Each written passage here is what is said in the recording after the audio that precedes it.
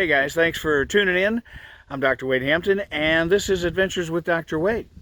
Now, when we use the word adventures, we're not talking about kicking down doors, Tom Cruise, Mission Impossible things. Hey, whoa. I said we're not talking about that stuff. Huh. Those guys in post-production, man, they're crazy. Okay, well, what do you say we have a little fun with this week's adventure? We're camping in Northwest Missouri, and let's put a little twist on it. A little scenario, if you will. Good morning. This is your mission should you choose to accept it. Should you or any member of your IM force be caught or killed, the Secretary will disavow all knowledge. Okay, here's the situation. We've got two adult females, approximately 25 years of age, which we believe are uninjured. They've been kidnapped and are being held hostage by three bad guys in this log cabin right here, deep in the woods. All the surrounding area is very thick forest and rather impenetrable. There's one road into the cabin, which is heavily monitored by the bad guys. Therefore, the assault cannot initiate from the position of the road, which means I will hike in from the east, camp overnight, and swim across the lake to initiate the breach in the early morning hours. Four-man team. Mike, you'll be perched right about here in a tree with a sniper rifle and live rounds. You are our last resort. Joe and John, you'll be situated right here, and you guys will wait for my command. We've been hired by the parents of one of the hostages, and they want no fatalities, no body bags. We'll be using tranquilizer guns. Like I said, I'll come in from the lake, which is the safest approach. I'll assess the situation and initiate the breach. Joe, John, you two will provide support. We'll stay in communication via satellite phones and then regular comms through the op itself. Any questions? So I'd like to tell you that I use my Platypus water filtration system and got dirty water out of the creek. This is the dirty water. Then filtered it downward with gravity through the filter and into the clean water bag.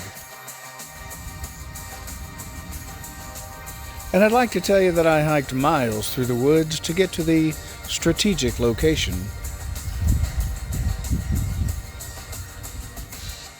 And that I used my tactical solar panels to charge the inverter to subsequently charge the satellite phone. And then continue to walk miles through the woods.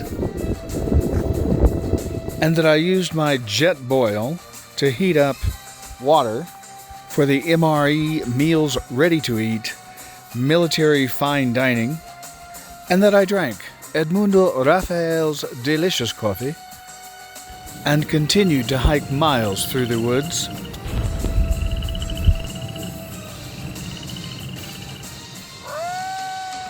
And then, of course, traversed in the dark with my night vision goggles, using my Luminox Navy SEAL watch, and swam stealthily through the lake in the early morning hours and struck the target like a Navy SEAL.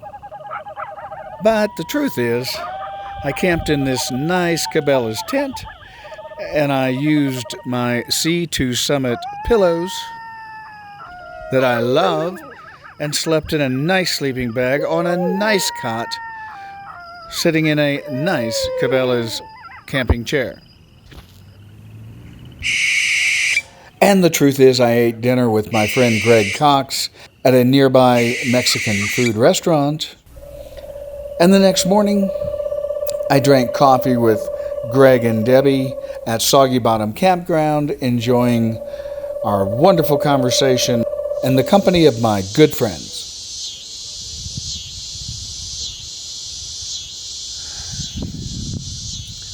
Well, it was a good night camping.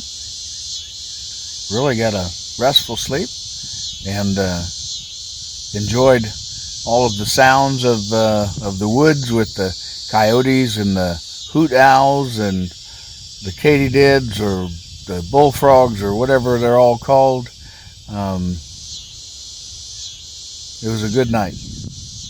Hey, just a reminder, I'm reading through the Bible cover to cover in a year's time, chronologically for me, and I'm encouraging you to join me on this adventure.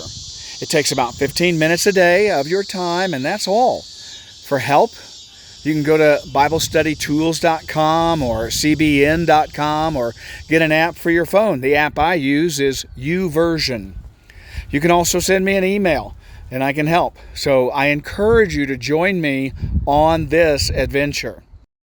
Anyway, back to camping. Camping in the woods is challenging, humbling. It takes me out of my comfort zone, and hearing the sounds in the woods at night, the coyotes and the screech owls, gives a feeling of being vulnerable. For me, it reminds me of how small I am and how big God is. Like traveling to the lower island of Mindanao in the Philippines, a very dangerous part of the world, or driving up to execute a search warrant on a meth lab. Things can go bad really fast. Or dog sledding on the border of Canada, way deep in the woods. Or maybe a gringo living in the mountains of Honduras.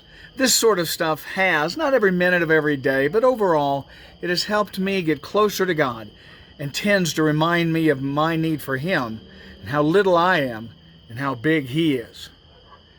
Thanks for watching, and until next time, I'm Dr. Wade Hampton, and you have a great day.